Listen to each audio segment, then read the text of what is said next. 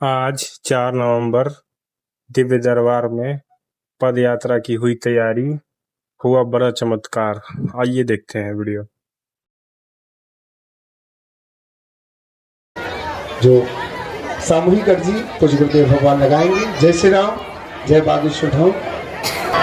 हम तो बालाजी के बालाजी हमारे हैं, हम तो राम जी के राम जी हमारे हैं, हम तो ये तो प्राणन से भी प्यारे हैं, ये तो अंजनी माँ के दुलारे हैं,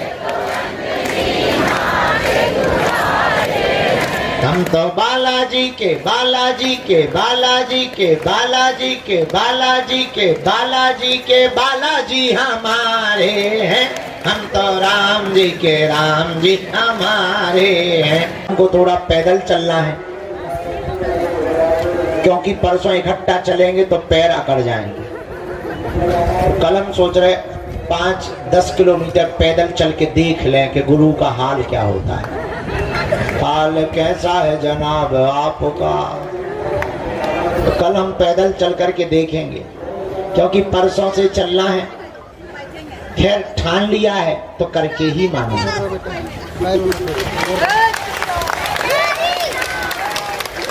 ये तो बहाना है, कल देर तक हमको सोना भी है। आराम करेंगे क्योंकि 3 दिन सो नहीं पाए, आंखें अभी भी भरी हुई हैं। हमें लगा हमें डांट रहे हैं, हमें लोगों कोई गुनाह कर दिया हमने। तो तारीख तक पदयात्रा करेंगे। आयोजन बड़ा है, लगभग 1 लाख लोग जो पैदल चलना है, उनकी सुरक्षा, उनको पानी की व्यवस्था, भोजन की व्यवस्था। सबसे ज्यादा दिक्कत के भोजन बांटेंगे कैसे, और दूसरी दिक्कत खिला तो सकते हैं, पानी पिला सकते हैं, चाय पिला सकते हैं, सुबह वाली और ज्यादा दिक्कत।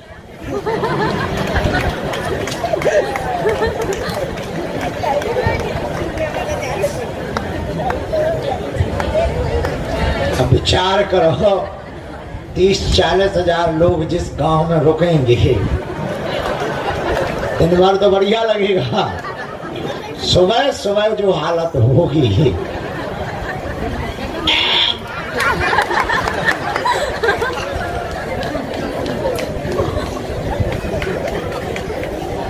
उसी की व्यवस्था में लगे हैं कि टेम्परेरी कुछ बनाई जाए। नहाने की व्यवस्था, झाड़ी जंगल की व्यवस्था बन गई, कुछ रह गई। मीटिंगें चल रही हैं, सेवादार लगे हैं, टीमें लगी हैं। धन्य हैं हम, हमारे भाग्य हैं, हमको ऐसे सेवादार और शिष्य मिले जो हमारे संकल्पों को पूर्ण करने के लिए दिन रात एक कर देते हैं। हम तो केवल मुंह भर चलाते हैं। हमारे बेचारे सेवादार सब छोड़ छाड़ कर, घर के कामों को छोड़कर, नौकरी को छोड़कर, अपना गांठ का रुपया खर्च करके एक एक आदमी गांव गांव जाकर 20-20 एकड़ जमीन को प्लेन करवाना, पानी की व्यवस्था रखना, टैंकर लगाना, भोजन के लिए रसोई की व्यवस्था करना, वहां पर भट्टियां खुदवाना, कड़ाही मंगाना, बर्तन मंगाना, 20,000 गद्दे। विचार करो कितनी मेहनत बागेश्वर धाम के सेवादार कर रहे हैं। केवल उन लोगों का सपना एक ही है, हर हाल में भारत का हिंदू जाग जाए। ये इतनी व्यवस्था से ज्यादा, व्यवस्था तो ठीक है, व्यवस्था से ज्यादा धर्म विरोधियों से खतरा कौन मोल लेना चाहता, कौन अपने प्राणों की बाजी लगाना चाहता। लेकिन ये हजारों लोग बागेश्वर धाम के सेवादार, हमने इसलिए तो कहा हम धन्य हैं जो हमको ऐसे सेवादार प्राप्त हुए।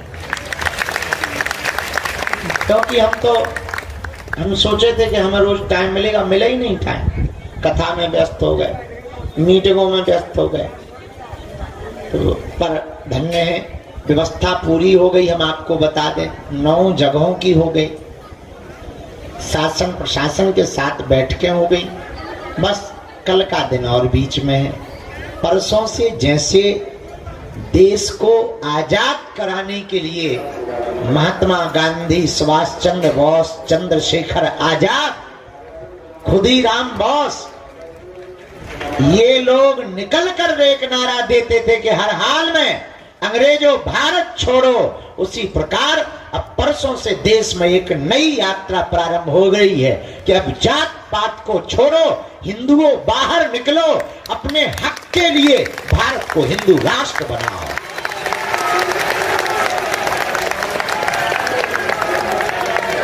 इसीलिए हिंदू राष्ट्र बनाओ कि तुम्हारे बेटा बेटी, नाती पोता नातनी, जितनी भी पीढ़ियां आवे और जितनी संपत्ति या जमीन है, उस जमीन पर धर्म विरोधी कब्जा करके अपना हक ना जतावे।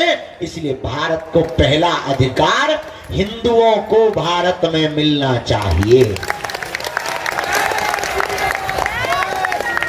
राशन पर,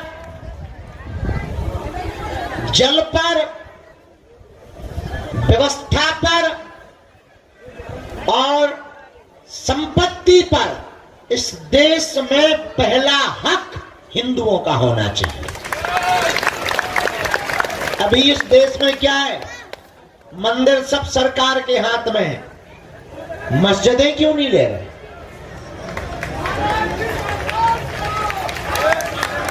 चर्च को हाथ में क्यों नहीं ले रहे?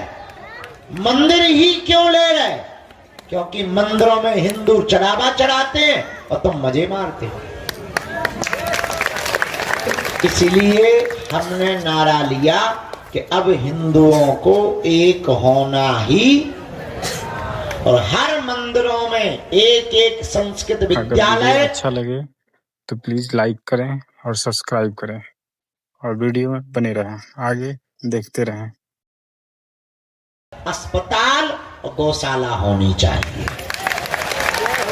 ताकि हम लोगों के बच्चे संस्कृत पढ़ें, अंग्रेजी पढ़ें, गौ सेवा करें, और अगर अस्पताल होंगे तो हमको स्वास्थ्य की सुविधा के लिए उनके मिशनरियों में नहीं जाना पड़ेगा। बस इसी क्रांति को लेकर के भारत में पहली बार आजाद भारत में फिर से आजादी मांगने के लिए हम निकल रहे हैं। आपका जमीर जिंदा हो, आप भी अगर अपने बच्चों के लिए हक की लड़ाई लड़ना चाहते हो तो ठीक है, आ जाना। ना जिंदा हो तो ना तो हमें नेता बनना है, ना तुमसे वोट चाहिए।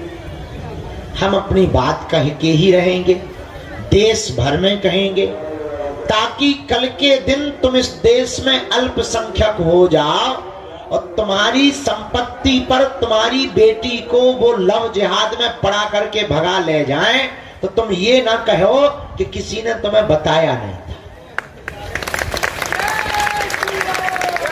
हम तो बता के जा रहे हैं, जितने दिन हमारी जिंदगी के, हमारा कोई सपना नहीं, ना हमें कोई मतलब, ना अपेक्षा है।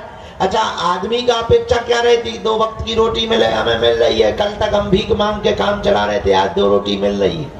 बाहर में गया, ना तो हमें तुमसे दान चाहिए, ना हमें सम्मान चाहिए, हमें तो तुम्हारे दिलों में हनुमान चाहिए। हमारा सपना सिर्फ इतना है कि तुम दरबारों में ना भटको, तुम तांत्रिकों के पास ना तियों से जोड़ना चाहते कि तुम ही अपने आप में गुरुजी हो जाओ। तो उसका एक ही उपाय है कि तुम हमारा पीछा छोड़ो, हम जिनके पीछे पड़े तुम भी उन्हीं बालाजी के पीछे पड़ जाओ। कुछ भी असंभव। अच्छा विचार करो, यहां जंगल में मंगल है। आज से 5 साल पहले तुम आते और आज आते तो पहचान ना पाते। न चलने के लिए रोड, न लाइट, न पानी। हनुमान जी की कृपा में कितनी ताकत होती है इसका प्रत्यक्ष उदाहरण बागेश्वर धाम है। आदमी एक घर चलाने के लिए साल भर मजदूरी या नौकरी करता है तब चला पाता है। और बालाजी की कितनी प्रत्यक्ष कृपा है, कभी भी हमने दान नहीं मांगा। हाँ, कोई दे दे तो मना नहीं किया, लेकिन मांगा नहीं। और आज तक उनकी दया और आप लोगों के स्नेह और सहयोग से हर दिन 20,000 लोग कहां से भंडारा पा रहे, कहां से आ रहा पता ही नहीं चल रहा। जरा भैया, ए भाई साहब, तुम कहाँ आगे चले बैठ जाओ। बाबा के लिए प्रसाद है, जरा बैठ। हम तो नहीं पावा। ठटरी के बरे उनका आपके लोग तो बैठो ना, कटाए आगे के लगो, बिना चप्पल के बिना चड्डी के घूम। बाबा के लिए प्रसाद है, ठटरी के बरे बैठ जाओ। मैं हमारा दिमाग है बहुत खराब, हम बहुत उल्टे आदमी। थोड़ा सा पवा दीजिए, अभी हम कूद पड़ेंगे यहाँ से नीचे। थोड़ा सा पवा दीजिए। देखो, हमारी बातों पे बहुत ज्यादा वो ना किया करो, हम बहुत गांव के सीधे साधे आदमी, हमारा दिमाग ठीक नहीं रहता। रामचंद्र भगवान की, बागेश्वर बालाजी की। ये वही है जो वहां चिल्ला रहा है दरबार हॉल में, वहां कथा में